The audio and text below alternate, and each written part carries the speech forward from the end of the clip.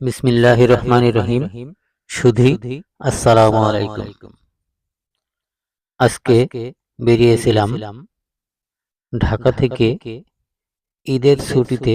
ঘরমুখো মানুষের কেমন আসা যাওয়া এটা দেখার জন্য। বেশ নির্বিঘ্নেই মানুষজন ঢাকা থেকে ঈদের ছুটিতে নারীর টানে বাড়িতে আসার বেশ ভালোই। রাস্তায় কোনো যানজট নেই, নির্বিঘ্নেই বাড়ি ফিরছে ঈদের ছুটিতে ঘরমুখো মানুষগুলো। এই ছবিটি ঢাকা রাজশাহী মহাসড়কের রাজ্জাক মোড় এলাকায় থেকে ধারণকৃত। পরিশেষে রাস্তা চলাচল দেখার পরে আসলাম বাজারে।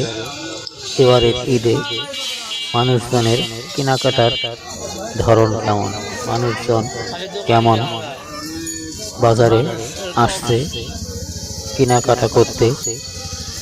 এসে দেখলাম অতীতের চেয়ে পুরোই চিত্র এবার উল্টো।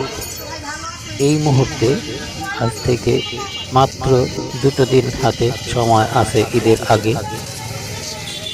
এই সময় অন্যান্য বছর মানুষজনের ভিড়ে দোকানে ঢোকার মতন পরিবেশ থাকে না। বিশেষ করে মেয়ে মানুষ বা মহিলা ভিড় সবচেয়ে বেশি দেখা যেত। কিন্তু এবারের ঈদে দোকানপাটে কেনা বেচা খুবই নগণ্য,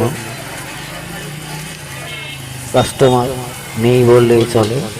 দোকানগুলো ফাঁকা, কিছু কিছু দোকানে শুধুমাত্র দোকানদারি দেখা যায়, কোনো কাস্টমার নেই।